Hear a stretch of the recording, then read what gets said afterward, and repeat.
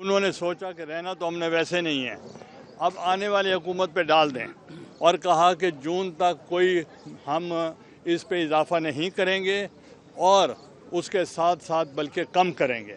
انہوں نے 10 روپے پیٹرول بھی کم کیا، 5 بجلی کا بھی کم کیا، اس لیے کہ ان کو پورا یقین تھا کہ ہم ہار گئے ہیں، ہم اب نہیں معاہدہ پورا کر سکتے۔ تو جو بین الاقوامی معاہدے ہوتے ہیں، ہمارے پاس 2 راستے تھے، یا تو ہم ملک کو دیوالیہ کرا دیتے اور خدا نہ خواستہ، اور ہم کہتے کہ ٹھیک ہے کیئر ٹیکر سیٹ اپ کو کہیں کہ وہ الیکشن کرائے۔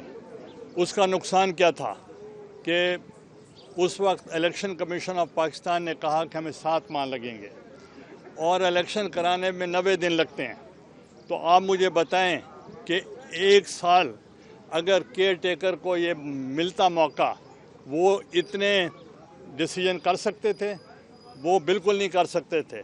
اور پھر اگر ہماری حکومت پھر آتی، پھر مجھے بتائیں کہ معاشی حالت کو کیسے بہتر کرنا تھا۔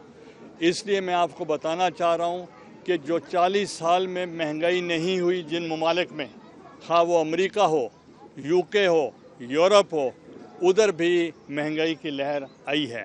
مگر ہمیں 2 فیصلے کرنے تھے، یا ہم بین الاقوامی معاہدے جو ریاست کی ذمہ داری تھی وہ نبھاتے، یا ہم کسی اور پہ ذمہ داری ڈال کے خود اپنے آپ کو ہٹا لیتے۔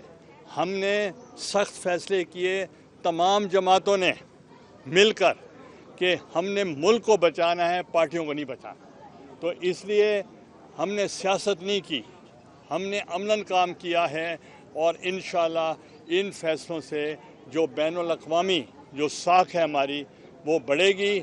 IMF بھی تعاون کرے گا، ورلڈ بینک بھی تعاون کرے گا، ایشین ڈیولپمنٹ بینک بھی تعاون کرے گا، سعودی عربیہ بھی کرے گا، UAE بھی کرے گا، چائنا بھی کرے گا، اور امریکہ بھی کرے گا۔ سر یہ 2018 میں بھی سر جب حکومت بنی تو اس کے بعد بھی سر یہی ساری باتیں سر سننے کو ملی کہ سابقہ جو حکومتیں ہیں وہ کر گئی ہیں، دیکھیں اب بھی سر وہی مل رہا ہے، تو سر عوام ہماری کہاں جائے اس مہنگائی کی؟ دیکھیں میں آپ کو بتاؤں کہ جو پہلے وہ کہتے تھے، وہ تو کہتے تھے کہ جس دن ہم آئیں گے اس دن ہم ہر چیز سستی کر دیں گے، ڈالر سستا کر دیں گے، 1 کروڑ لوگوں نوجوانوں کو نوکریاں دے دیں گے، 50 لاکھ لوگوں کو گھر دے دیں گے، ہماری تیاری ہو چکی ہے۔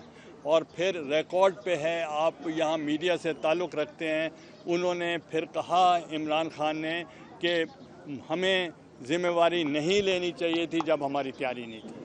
ہم یہ کہہ رہے ہیں کہ ہم نے ذمہ داری زبردستی لے رہے ہیں کہ ہم نے ملک کو بچانا ہے۔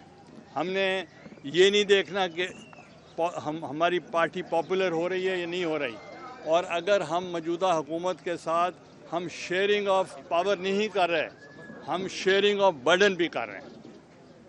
یہ عالمی مارکیٹ میں پیٹرول سستا ہوا کیا؟ دیکھیں جو عالمی مارکیٹ میں جب ہوگا تو اس کے اثرات ہر ملک میں پڑیں گے۔ سر صوبہ بنانے کی سر کوئی تاریخ دیں گے آپ؟ 1 مہینہ 2 مہینے؟ میں عمران خان نہیں ہوں کہ جو 3 مہینوں کا انہوں نے اعلان کر دیا تھا، اور باقی سارے جتنے بھی انہوں نے بلڈوز کیے کہ EVM سسٹم جو الیکٹرانک ووٹنگ سسٹم بھی انہوں نے پاس کر لیا، اور باقی اوورسیز بھی ان کے مفاد میں تھا ان کو بھی بلڈوز کر دیا۔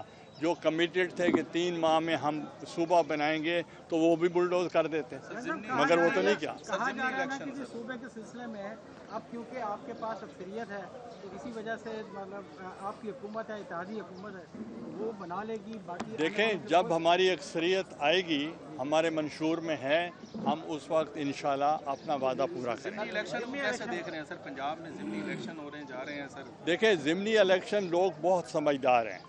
اب عمران خان صاحب یہ بتائیں کہ واحد وزیر اعظم ہیں جو ملک سے ان کو نکالا گیا یا حکومت سے وہ ہٹائے گئے، ساری حکومتیں ہٹائی گئیں، مگر کسی نے ملک کے خلاف بات نہیں کی، کسی نے عدلیہ کے خلاف بات نہیں کی، کسی نے اسٹیبلشمنٹ کے خلاف بات نہیں کی۔ اب ان کا جانے سے یہ کہنے لگے کہ جی ملک کے 3 حصے ہو جائیں گے، اور ہم جو ایٹمی ہمارے اثاثے ہیں وہ غیر محفوظ ہو جائیں گے، اسٹیبلشمنٹ تباہ ہو جائے گی۔ اگر یہ رہ جائیں تو پھر ٹھیک ہو جائیں گے، اگر یہ نہ رہیں تو پھر اس کا مطلب ہر چیز تباہ ہو جائے گی.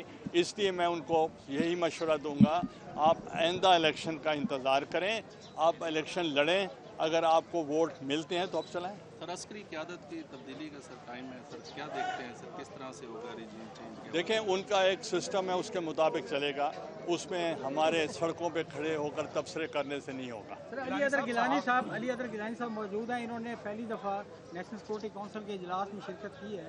ہم چاہیں گے کہ وہ بھی اگر اپنے تاثرات بتائیں کہ آپ نے پہلی دفعہ اجلاس میں شرکت کی ہے.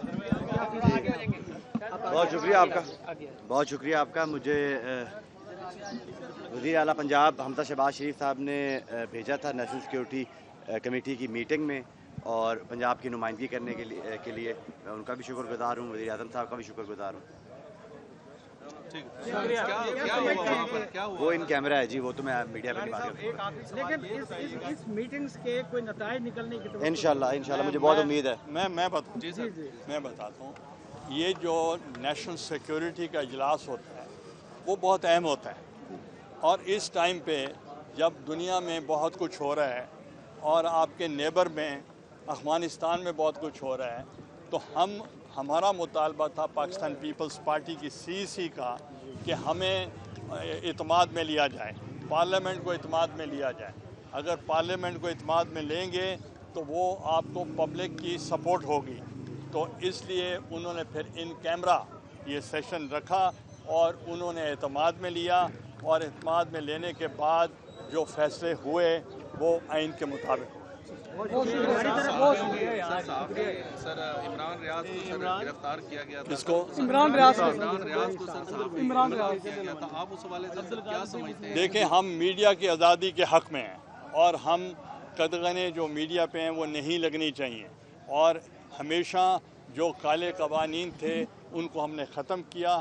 ایکسیس ٹو انفارمیشن ہم نے بہتر کیا, اور میڈیا کی آزادی کے لیے ہم ان کے حق میں. صاحب آپ کیا سمجھتے ہیں کہ صحافیوں کے خلاف تو مقدمات ہو رہے ہیں جو اس طرح کے بیان آ رہے ہیں؟ عمران خان صاحب جو اتنے بیانات دے رہے ہیں عدلیہ کے خلاف اور عسکری قیادت کے خلاف, ان کے خلاف کھل کے بیان دے رہے ہیں جی, عمران خان کھل کے عسکری قیادت کے دیکھیں وہ واحد سیاستدان ہیں پاکستان کے جن کو تمام بنیادی حقوق حاصل ہیں.